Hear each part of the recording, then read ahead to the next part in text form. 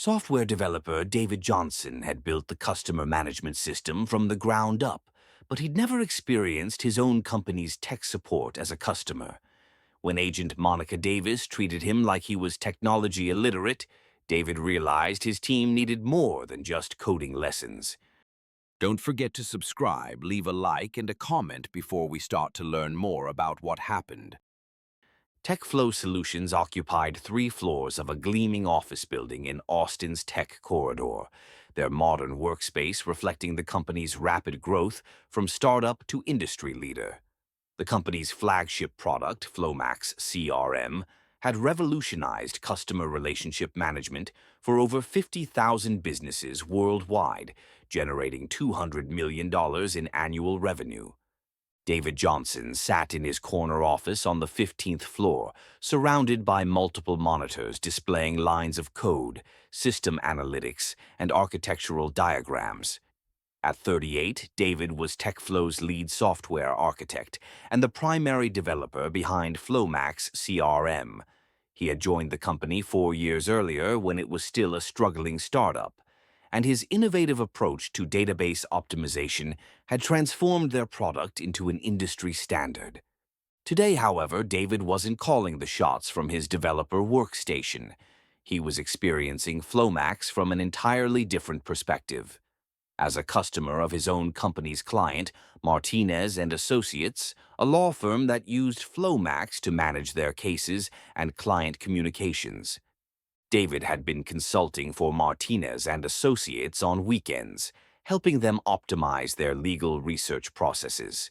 While working on their system the previous evening, he had discovered what appeared to be a significant bug in FlowMax's document management module.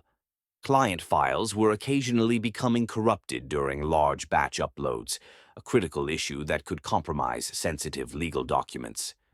Rather than simply fixing the bug through his developer access, David decided to experience the customer journey firsthand. He wanted to understand how TechFlow's support team handled complex technical issues and whether they provided the level of service that justified the premium pricing their enterprise clients paid. David called the support line using his personal phone number, identifying himself only as David Johnson from Martinez and Associates. He didn't mention his role at TechFlow, wanting to receive the same treatment as any other customer. The call was routed to Monica Davis, a 26-year-old customer support specialist who had been with TechFlow for 18 months. Monica took pride in her ability to resolve customer issues quickly and efficiently, though she often grew frustrated with clients who, she felt, didn't understand basic technology concepts. TechFlow Solution Support. This is Monica. How can I help you today? Hi, Monica. I'm calling about a potential bug in the FlowMax document management system. When uploading large batches of PDF files, approximately every 200th file becomes corrupted, specifically showing encoding errors in the metadata headers. Monica paused, immediately annoyed by what she perceived as technical jargon from a user who was probably misdiagnosing a simple user error. Okay, sir, let's start with the basics. Are you sure you're uploading the files in the correct format?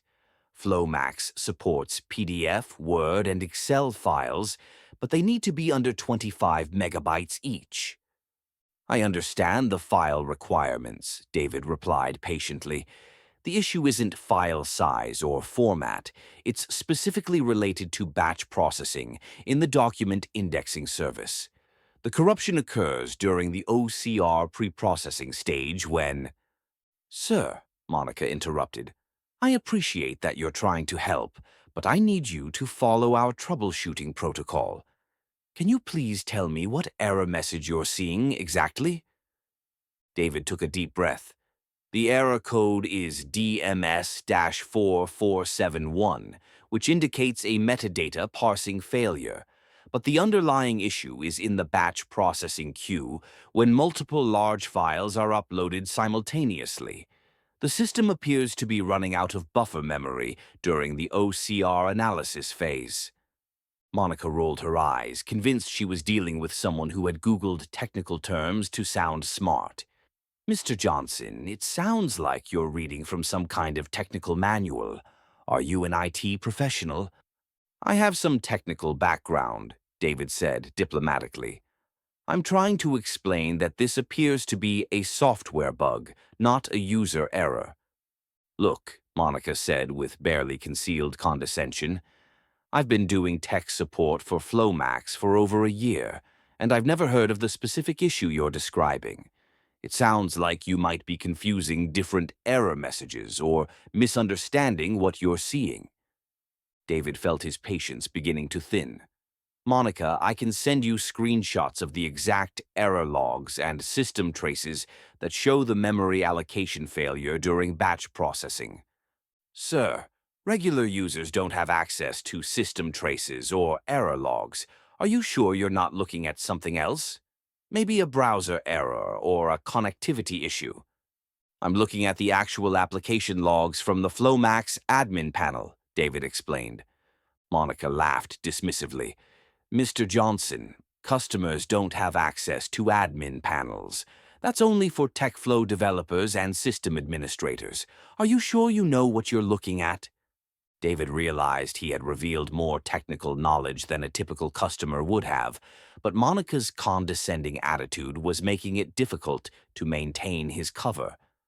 Monica, regardless of how I discovered this issue, there's a genuine bug in your document management system that's affecting multiple clients. Could you please escalate this to your technical team? Mr. Johnson, I'm going to be honest with you. It sounds like you're either confused about what you're seeing or you're trying to get free technical consulting by pretending there's a bug in our software. Our system has been tested extensively, and we have thousands of clients using the document management feature without any issues. This bug only manifests under specific conditions with large batch uploads, David tried to explain. Most clients wouldn't encounter it because... Sir, Monica interrupted again, I think you need to accept that this is probably a user error on your end. Have you tried the basic troubleshooting steps in our knowledge base? Clear your browser cache, restart your computer, make sure you're using a supported browser.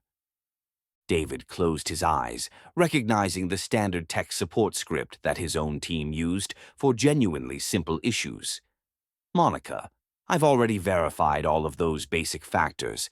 This is a software architecture issue, not a user error.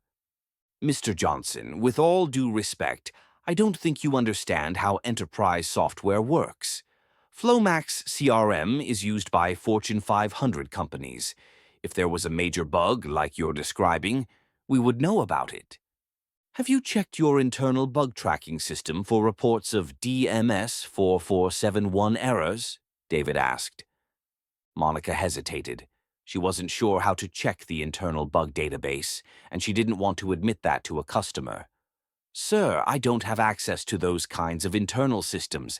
That's not how customer support works.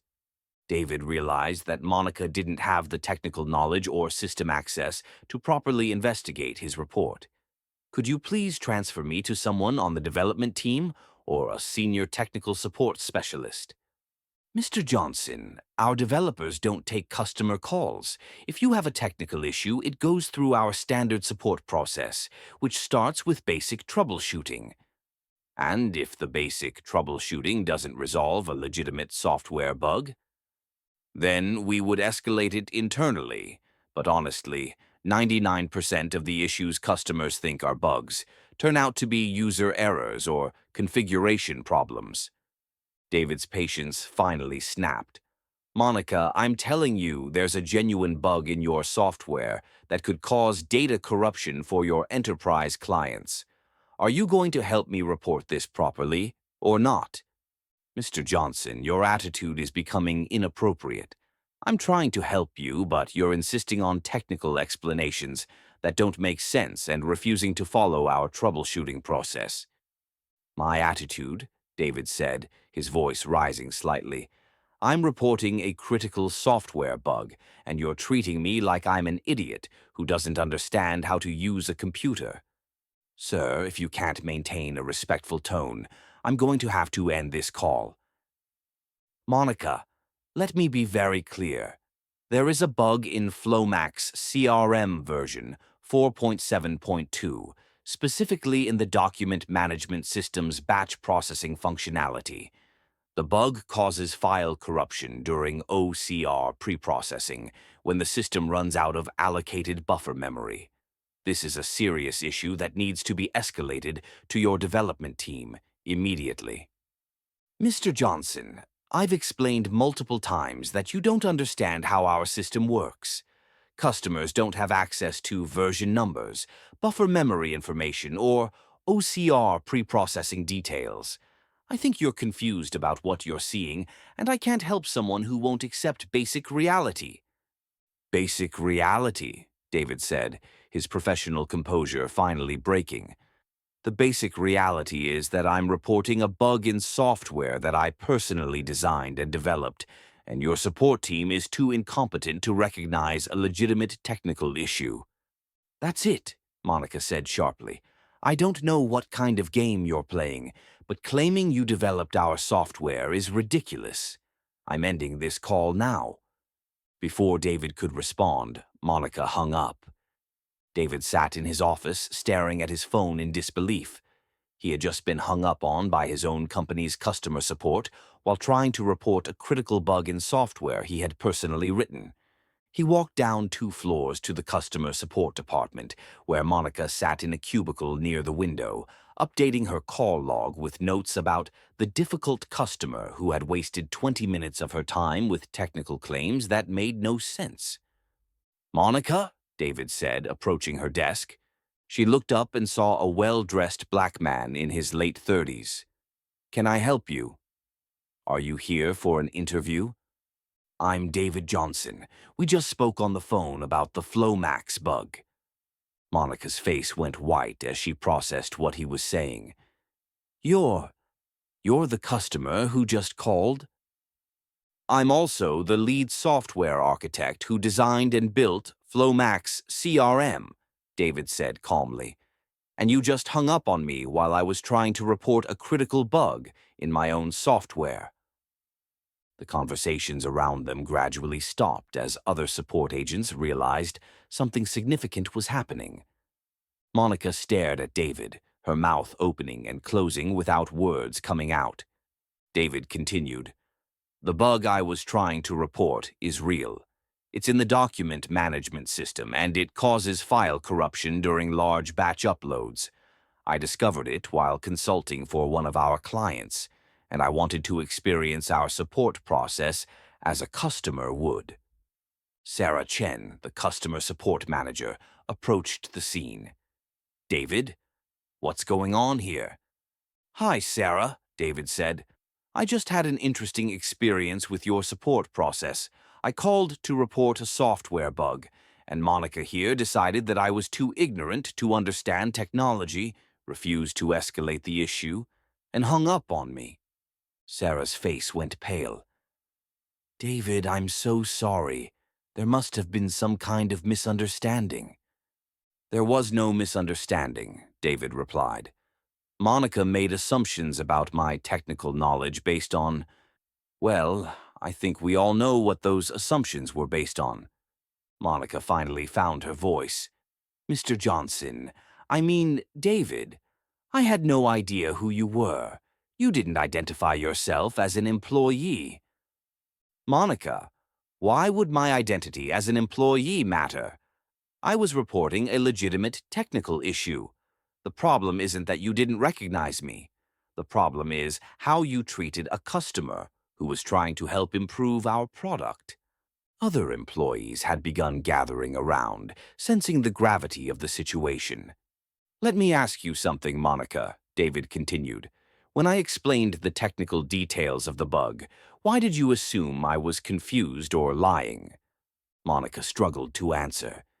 "You were using technical terms that customers don't usually know." "So you assumed that a black man calling with technical knowledge must be pretending to understand something he doesn't?" The accusation hung in the air, forcing Monica to confront the racial bias that had influenced her assumptions. I didn't think about race," Monica said weakly. Didn't you? David asked. Because I'm curious what mental image you had of me during our phone call. Did you picture someone who looked like me when I was explaining software architecture concepts? Monica had no good answer to that question. Sarah stepped forward. David, how do you want to handle this situation? David looked around at the assembled support team. I want this to be a learning experience. Monica, you treated me dismissively because you couldn't imagine that a black customer might have legitimate technical expertise. You hung up on someone who was trying to help improve our product. But more importantly, David continued, this revealed a broader problem with our support process. How many other legitimate technical issues have been dismissed because customers didn't fit someone's mental image of who understands technology? He turned to address the entire support team. Excellence in customer service means listening to customers, respecting their knowledge, and taking their concerns seriously, regardless of what they look like or how they sound. Monica stood up from her desk. David, I owe you a sincere apology. My behavior was unprofessional and discriminatory. I made assumptions about you that were wrong, and I failed to provide the level of service our customers deserve. David nodded. Monica, I appreciate your apology, but I want you to understand that this isn't just about me. It's about every customer who calls with technical knowledge and gets dismissed because they don't match someone's expectations. Over the following weeks, TechFlow implemented comprehensive bias training for their entire customer support team. They revised their escalation procedures to ensure that technical issues were properly evaluated regardless of the customer's background. Monica volunteered to help develop the training materials, using her experience as a case study in unconscious bias. The document management bug that David had tried to report was fixed within 48 hours, preventing potential data corruption for thousands of enterprise clients. And David Johnson continued to occasionally call TechFlow's support line anonymously, ensuring that the lessons learned from his experience continued to improve the customer service experience for everyone. Because sometimes the most important debugging doesn't happen in code. It happens in the biases and assumptions that affect how we treat each other, regardless of what we look like or what others expect us to know.